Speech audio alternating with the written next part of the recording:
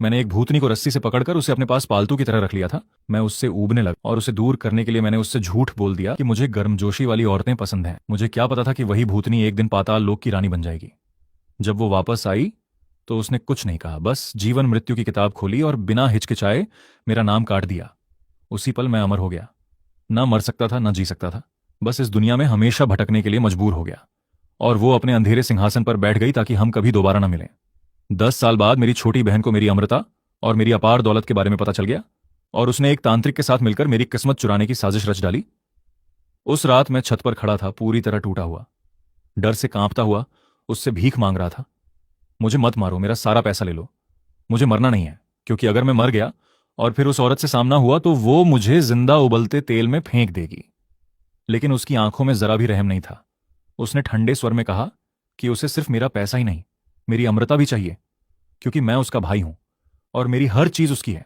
उसके इशारे पर तांत्रिक ने मुझे बालों से पकड़कर घसीटा और छत के किनारे तक ले गया। यह इमारत 33 मंजिला थी और नीचे एक घातक तांत्रिक जाल बिछा हुआ था। अगर मैं गिरता तो सिर्फ मरता ही नहीं, बल्कि दोबारा जन्म लेने का मौका भी खो देता। सब कुछ पहले से प्लान था और फिर मैं गिर गया। जब मैंने आंखें खोली, मैं इंसान नहीं रहा था, मैं एक भूत बन चुका था। 2 यमदूत मुझे पकड़कर घसीट रहे थे। चारों तरफ अंधेरा, चीखें और दर्द की गूंज थी। नरक का दरवाजा मेरे सामने था। मैं चिल्लाया कि मैं निर्दोष हूं, मैंने कुछ नहीं किया, मुझे छोड़ दो। लेकिन मेरी आवाज किसी तक नहीं पहुंची। तभी एक कोड़ा मेरी आत्मा पर पड़ा। दर्द इतना गहरा था कि मैं चीख भी नहीं पाया। उसी पल मुझे समझ आ गया कि यहां आने के बाद कोई भी अपनी किस्मत से नहीं बच सकता। डर और दर्द के बीच मैंने आखिरी उम्मीद में कहा कि मैं मिंग वांग की बेटी को जानता हूं। एक पल के लिए सन्नाटा छा गया। फिर अचानक एक और कोड़ा पड़ा। चुप रह, नाम मत ले। तभी मुझे समझ आया कि ये सब मिले हुए हैं, तांत्रिक और यमदूत। सब मुझे हमेशा के लिए खत्म करना चाहते हैं।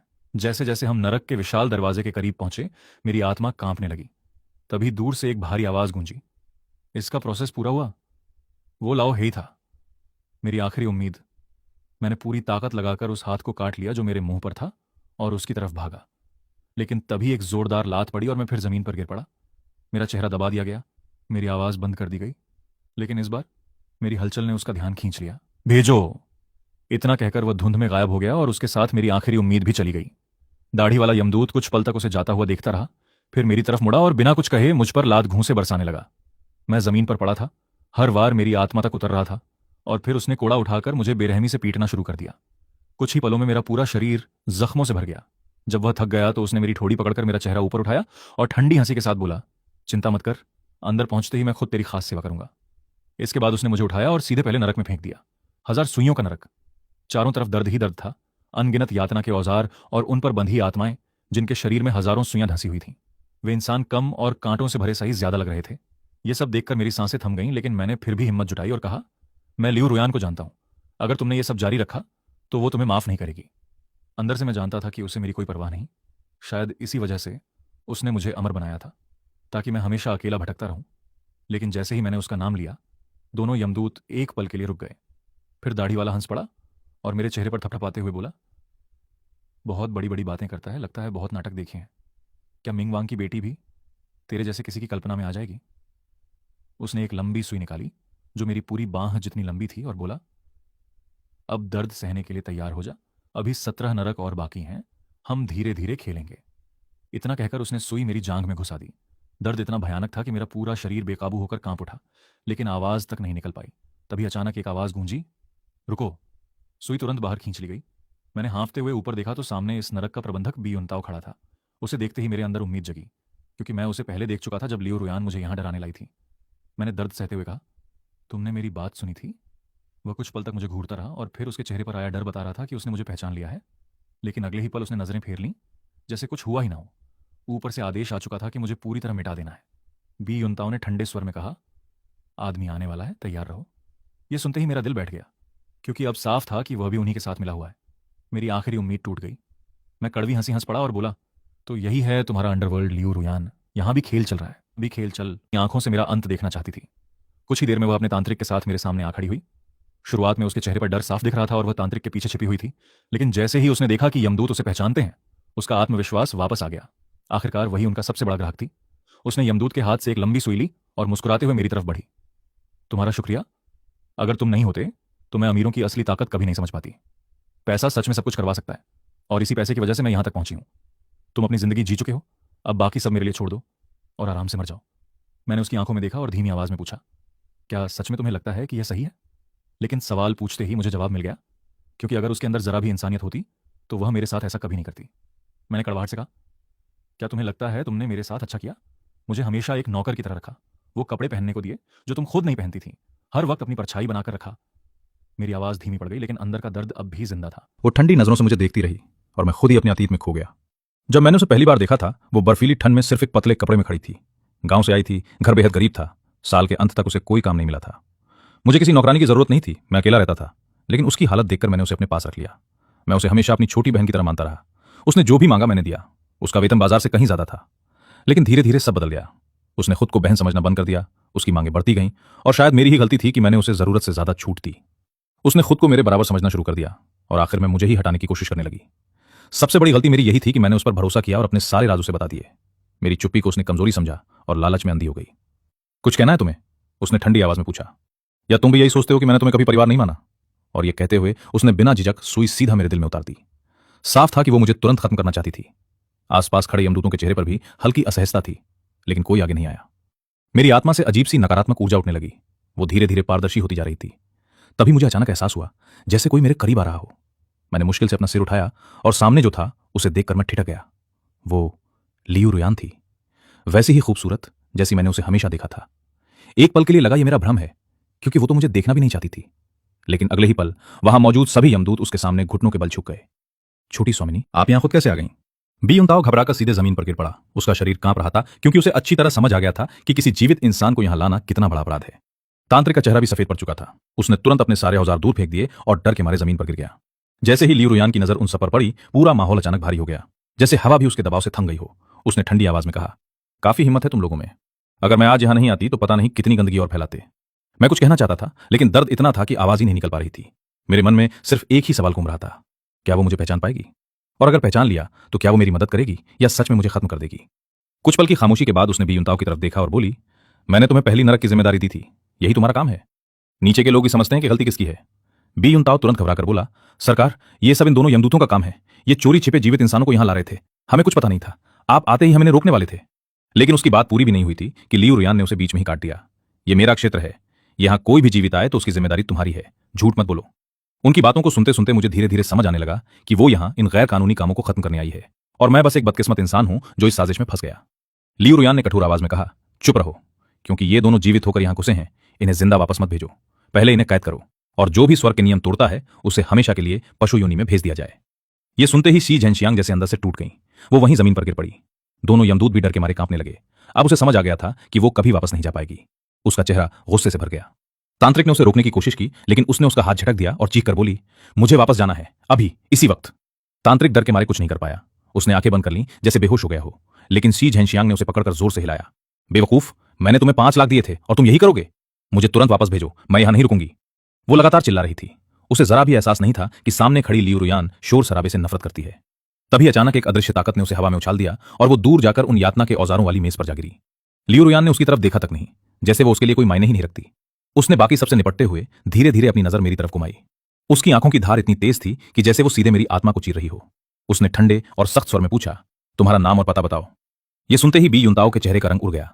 उसका शरीर और ज्यादा कांपने लगा, क्योंकि अब जो होने वाला था उससे कोई भी बच नहीं सकता था। वो जानता था कि अगर यह पता चल गया कि मुझे बिना किसी न्याय के यहां लाया गया है तो उसकी खैर नहीं, इसलिए वो जल्दी से बोला, ये बस एक अज्ञात आदमी है, कहीं से भी उठा लाए हैं, ऐसा कोई अच्छा इंसान नहीं होता। मिंग वांग इतने व्यस्त रहते हैं, ऐसी छोटी बातों पर ध्यान देने की जरूरत नहीं। लेकिन उसकी बात पूरी होने से पहले ही लियू रुयान की भौहें सिकुड़ गईं और उसकी आंखों में साफ असंतोष छलकने लगा। बी युनताओ तुरंत चुप हो गया। मैंने अपनी बची हुई ताकत से मुंह खोलने की कोशिश की, लेकिन आवाज सिर्फ हवा की तरह बाहर निकली। मेरी हालत देखकर बी युनताओ घबरा गया और बोला कि मेरी आत्मा खत्म होने के कगार पर है। इस पर लियू रुयान ने बिना समय गवाए आदेश दिया, जल्दी इसकी पहचान करो और इसे बचाने का तरीका सोचो। अगर ये यहां नहीं होना चाहिए तो इसे वापस भेजो या पुनर्जन्म की व्यवस्था करो। आदेश मिलते ही बी युनताओ ने तुरंत जीवन मृत्यु की किताब मंगवाई। उसी दौरान शी झेनशियांग अभी भी छटपटा रहा था। उसे अब तक समझ नहीं आया था कि उसने कितना बड़ा अपराध कर दिया है। वो बस किसी तरह वापस ऊपर जाकर अपनी पुरानी जिंदगी पाना चाहता था। थोड़ी ही देर में यमदूत किताब लेकर आ गया। बी युनताओ मेरे पास झुका और पूछा, तुम्हारा नाम क्या है? मैंने अपनी आखिरी ताकत जुटाकर दांत भींचते हुए धीरे से कहा, मैं लिन बेई। उसने किताब खोली और ध्यान से देखने लगा। समय बीतता गया और उसके चेहरे पर चिंता बढ़ती गई। वो बुदबुदाया, ये अजीब है, इसका नाम यहां नहीं है, मामला संदिग्ध है। सच बताओ, तुम्हारा नाम क्या है? मैंने फिर वही दोहराया, लिन बेई। ये सुनते ही लियू रुयान की आंखें सिकुड़ गईं, जैसे समय एक पल के लिए थम गया हो। अगले ही क्षण वो हवा की तरह मेरे सामने आ खड़ी हुई। उसकी चाल इतनी तेज थी कि कोई देख भी नहीं पाया। उसने मेरी ठोड़ी पकड़कर मेरा चेहरा ऊपर उठाया। उसके चेहरे पर जटिल भाव थे, आंखों में कुछ ऐसा था जिसे वो छुपा नहीं पा रही थी। उसने धीमी आवाज में पूछा, क्या सच में तुम हो? इतना बड़ा संयोग कैसे हो सकता है? मैंने मुश्किल से सिर हिलाया। उसने मेरी ठोड़ी को और कसकर पकड़ लिया, जैसे उसे यकीन ही नहीं हो रहा हो। तुम्हें उस दिन का वादा याद है? मैं बोल नहीं पाया, बस हल्की सी मुस्कान दी जो दर्द से भरी थी। शायद मैं अब उसके साथ कभी नहीं रह पाऊंगा, क्योंकि मेरी आत्मा यही खत्म होने वाली थी। अचानक उसने घृणा से मेरा चेहरा छोड़ दिया, जैसे किसी गंदी चीज को छू लिया हो, और बोली, तुम सच में बेकार हो। मुझे लगा था तुम मेरे बिना कुछ बन पाओगे, लेकिन तुम भी वैसे ही निकले। हाँ, वो मृत्यु और जीवन पर राज करने वाली थी, और मैं एक टूटती हुई आत्मा। फिर भी अजीब बात यह थी कि उसने मुझे मरने नहीं दिया, बल्कि आदेश दिया कि मुझे नीचे ले जाकर भूत वैद्य से इलाज करवाया जाए। मैं समझ गया था कि वो मुझे यूं ही नहीं बचा रही। शायद वो बदला लेना चाहती थी, क्योंकि मैंने उसे छोड़ दिया था। भूत वैद्य का इलाज नरक जैसा ही था, बेहद दर्दनाक। मैं बार बार बेहोश होता और फिर होश में आता। हर बार दर्द पहले से ज्यादा गहरा होता, और मुझे लगने लगा था कि शायद ये इलाज नहीं, बल्कि धीरे धीरे खत्म करने का एक और तरीका है। उसी दौरान मुझे एक सपना आया, जिसमें मैं और लियू रोयान थे। उस समय वो एक साधारण इंसान की तरह इस दुनिया में रहती थी और मेरी जिंदगी में आई थी। वो वक्त मुश्किलों से भरा था, हर तरफ बीमारी फैली हुई थी, लेकिन उसके साथ होने से मैं सच में खुश था। उसने मेरे साथ हर कठिन दिन बिताया था। वो मेरा पहला प्यार थी, मेरी जिंदगी की पहले सच्ची खुशी। लेकिन जब मैं मरकर यहां आया, तब मुझे उसकी असली पहचान पता चली। वो मिंग वांग की बेटी थी। उसे लगा था कि मैं खुशी खुशी यहीं रहूंगा, लेकिन मैं इस दुनिया का आदमी था। मैं यहाँ के नियम नहीं मान सकता था। मैं ये स्वीकार नहीं कर सकता था कि उसके पास कई रिश्ते हों और मैं उनमें से एक बनकर रहूं। इसलिए मैंने जाने का फैसला किया, पुनर्जन्म लेने का फैसला किया। वो मुझे गुस्से में नरक के दरवाजे तक ले गई और मुझे डराया भी। मैं सच में डर गया था, रो पड़ा था, लेकिन आखिर में वो पिघल गई और उसने मुझे जाने दिया। हालांकि उसने कसम खाई कि वो मुझे फिर कभी नहीं देखेगी। पुनर्जन्म के बाद भी मुझे अपनी पिछली जिंदगी की सारी यादें थीं, लेकिन मैं न बूढ़ा हुआ न मरा। मेरे पास सब कुछ था, परिवार, दौलत और अनंत जीवन। तभी मुझे समझ आया कि उसने चाहे जितना कठोर बनने की कोशिश की हो, लेकिन भीतर से वो अब भी वही थी जिसने कभी मुझसे प्यार किया था। मेरे दिल में वो पुरानी यादें अब भी जिंदा थीं। उसने मेरे लिए सब कुछ पहले ही व्यवस्थित कर दिया था, लेकिन वो सच में ये तय कर चुकी थी कि वो मुझसे दोबारा कभी नहीं मिलेगी। उस सपने से मैं धीरे धीरे जागा तो खुद को मिंग वांग के महल में पाया। ये लियू रोयान का क्षेत्र था। मैं उसके बिस्तर पर लेटा था, चारों तरफ उसके कपड़े और उसकी वही परिचित खुशबू थी। उस ठंडी और अजनबी दुनिया में वही खुशबू मुझे थोड़ी शांति दे रही थी, लेकिन वो जल्दी ही वापस आ गई। मैंने आंखें बंद कर ली और सोने का नाटक किया, लेकिन वो सब समझ चुकी थी। उसने ठंडे स्वर में कहा, नाटक छोड़ो, मुझे पता है तुम जाग चुके हो। मजबूरी में मैंने आंखें खोली और हल्की कड़वी मुस्कान दी। अब मुझे जला मत देना, बस मुझे जाने दो। उसने बिना कुछ कहे मेरा हाथ पकड़ा और मुझे बिस्तर से खींच कर खड़ा कर दिया। उसकी आवाज सख्त थी, जिन्होंने तुम्हें फंसाया है उन्होंने तुम्हारे खिलाफ साजिश रची है। आज तुम खुद उनका अंजाम देखोगे। उसकी आंखों की ठंडक देखकर मेरे भीतर सिहरन दौड़ गई। मैं समझ गया कि वो पहले उनसे निपटेगी और फिर मेरी बारी आएगी। हम जल्दी ही बाहरी कक्ष में पहुंचे, जहां शी झेंशियांग और वो तांत्रिक घुटनों के बल बैठे थे। मुझे देखते ही शी झेंशियांग की आंखें पागलों की तरफ फैल गईं। वो उठने की कोशिश करने लगी, लेकिन यमदूत ने उसे लात मारकर फिर नीचे गिरा दिया। मेरी हालत अभी भी कमजोर थी, सांस लेना मुश्किल था, इसलिए मैं कुछ कर नहीं पा रहा था। ये देखकर लियू रोयान कुछ पल के लिए सोच में पड़ गई।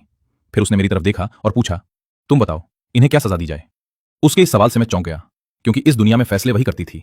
लेकिन उसी पल मुझे हमारी पुरानी जिंदगी याद आ गई, जब हम इंसान थे और हर छोटे बड़े फैसले में वो मेरी राय लिया करती थी।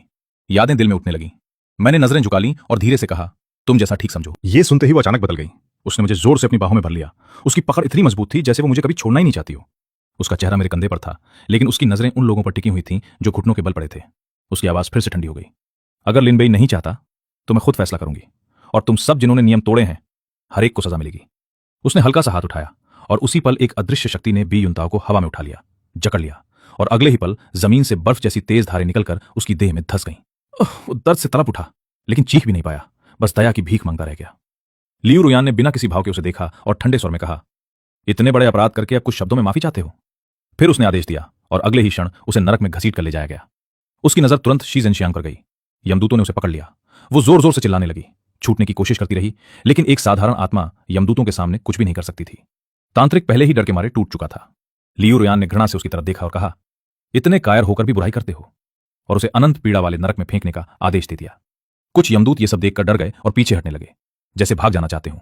लेकिन लियू रोयान हल्का सा मुस्कुराई और बोली, तुम सब भी सोचते हो बच जाओगे?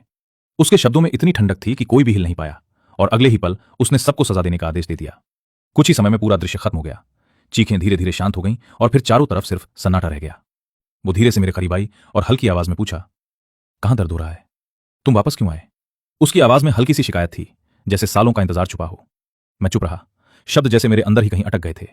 वो और करीब आई, झुकी और मेरे कान के पास धीरे से फुसफुसाई, लिन बेई, अब जब तुम वापस आ गए हो तो इस बार मैं तुम्हें कहीं जाने नहीं दूंगी।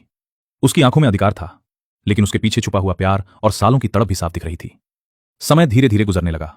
वो हर दिन मेरे पास आती, मेरी देखभाल करती, मेरी बिखरी हुई आत्मा को संभालती। लेकिन हर बार जब हमारी नजरें मिल